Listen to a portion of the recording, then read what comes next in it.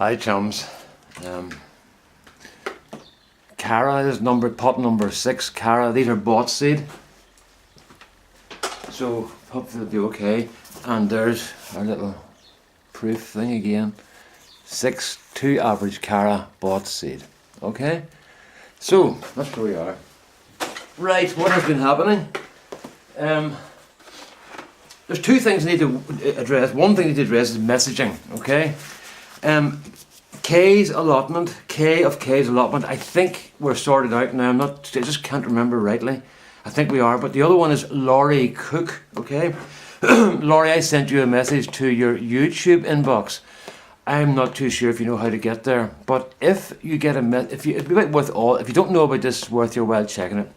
You open up YouTube, you go to the wee icon at the top left, and you right click and open My Channel. You go to My Channel, and then you click in the top middle on Video Manager.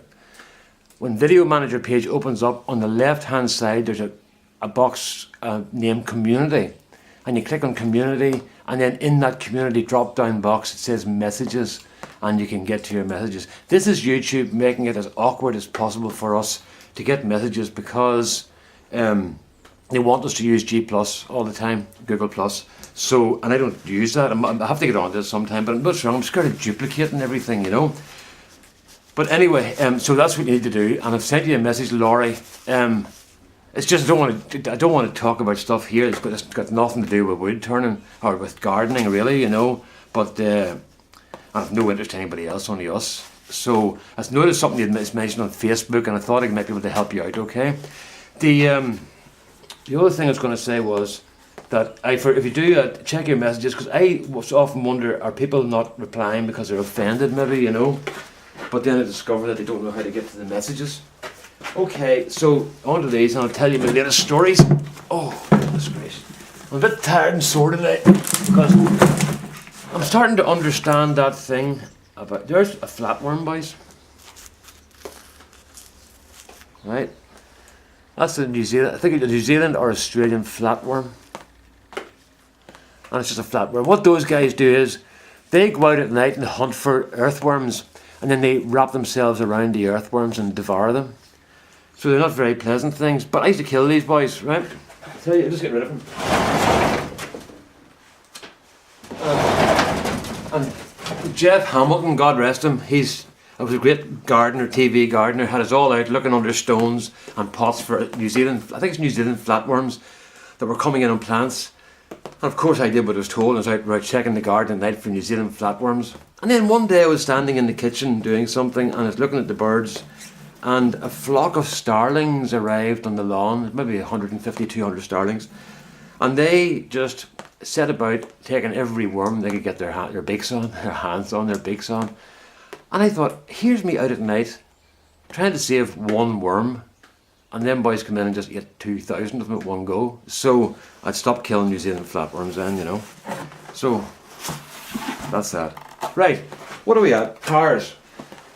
The big day is going to be Thursday, folks, because I'm going back to drive the Nissan Qashqai. We've been around a few garages, I'll tell you about that in a moment, but we went to the Nissan garage first. Well, they do all sorts of cars, Nissan, Toyota, Mazda and some Ford. And we went there first and looked at the Nissan, and the guy was really nice, as they always are. And he put us into the Nissan with the leather seats and all the stuff, you know, like the car parks itself. You drive up beside your parking space where you want to be, and you put your finger on the camera, I think it's in the car on the screen, and they let go of the steering wheel and the car reverses in and parks itself. Like, how lazy can you get, you know? And it's got all sorts of things. It's got cameras on the wing mirrors to let you know, they monitor the road and let you know if you're veering off course, if you're falling asleep or something, to give you a warning. Or it's got a sort of an impact protection thing where it'll warn you another driver's getting too close and stuff like that. All the whistles and bells. Now, Rosemary has never... I've known Rosemary for 38 years now, and I've never seen her get excited in a showroom until she sat in a Nissan Qashqai. And of course you had to get excited about the most expensive one they have, you know. So we haven't got a drive in it yet. It was taken to another garage. On the day we went in, it was driven out. As we arrived, it was driven out to go to another garage as a demonstrator, the automatic. So it's back now. I'm going to get a drive in it tomorrow morning. So I better get some spuds out here. So that's what tomorrow's is, and that'll probably decide me, because I've been round some other garages. I went and looked at the Hyundai iX35. It's one of those crossover type things. Look at this. This is not a good sign, folks. I'm going to have to start pulling these potatoes out soon. Look, they're starting to grow. That's because I bring them into the greenhouse and it gets warmer in here and they think it's getting to spring, you know.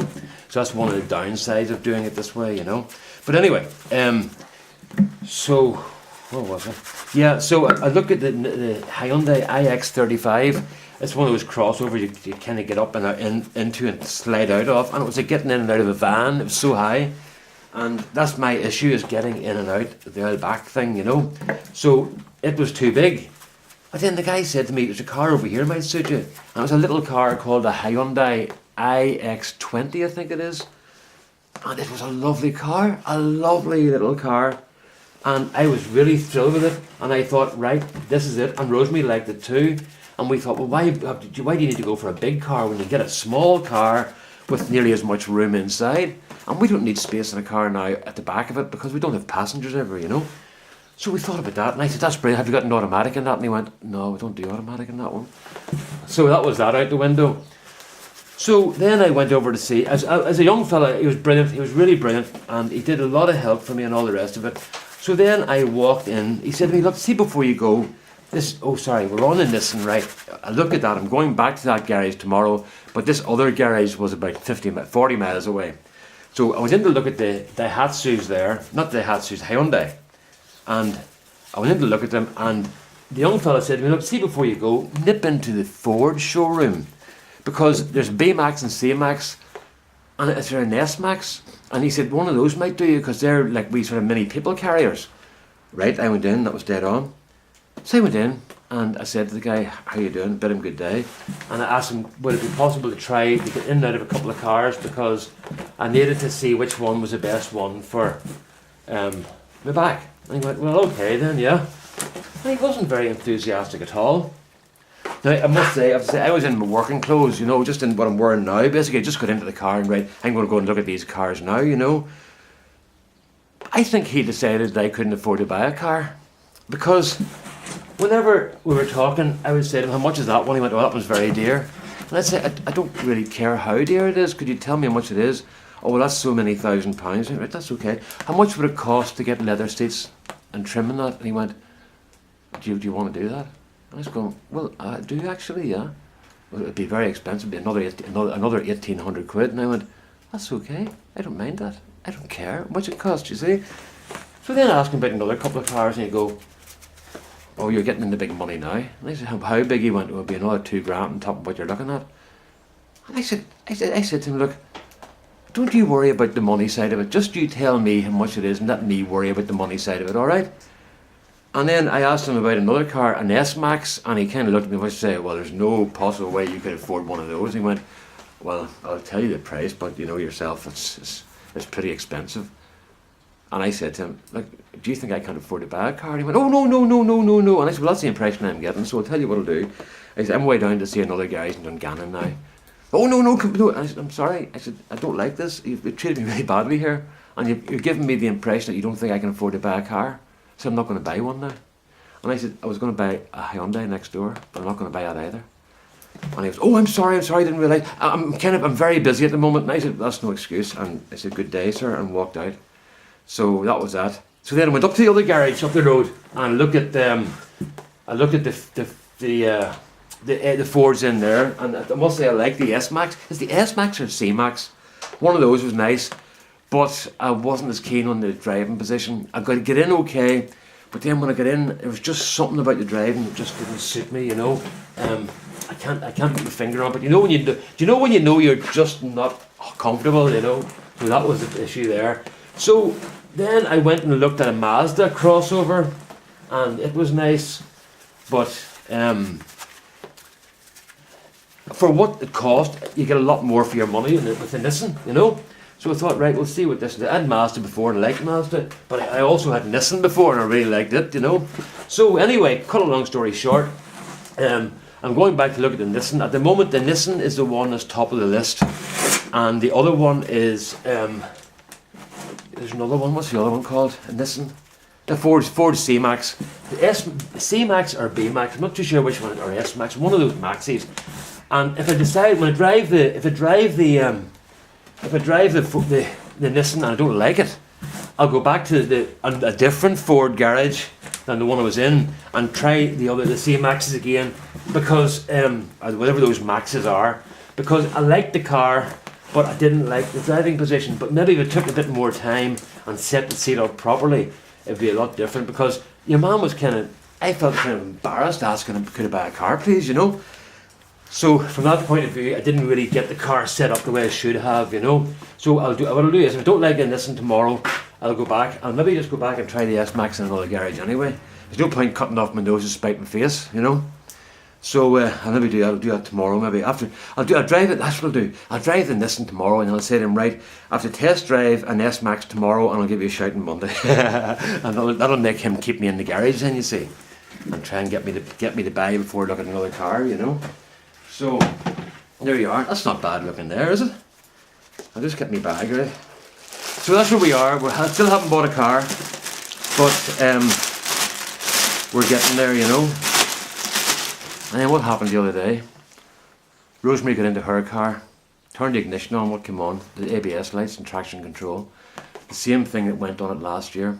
And I got a new unit. Well, I got a second-hand unit out of a breaker's yard for her car, which is her car's 2002. It's only 13 years old, you know. And it's a beautiful car. I don't like driving the BM, right? But I love sitting in it. It's a really lovely car to sit in as a passenger, you know. But what was I going to say to you? A different type of driving experience than a Mercedes, you know. But it's a lovely car. It's like a thoroughbred horse. Like getting out of my car is like getting off a donkey onto a thoroughbred, you know. But so that light came on. But the problem is, I was talking to mates the other day, and they were saying, Brenton, the problem here is that you're going to be looking for another unit out of a car the same age, and it looks like they're all breaking down at the same time. So it looks like I'm going to be buying another car in the summer, but I don't think I'll buy a brand new one. I think I'll buy a good second hand, maybe, you know. It'll all depend on finances. I wasn't expecting to buy 2 cars in 1 year, you know. So that's that. I don't know what we'll have here, folks. Probably about 6. I'm going to go for. It's hard to tell with your gloves on, actually. Let's see what it's like with gloves on. So I'll probably go. I don't know what to do with the cat there, you know. I'll see anyway.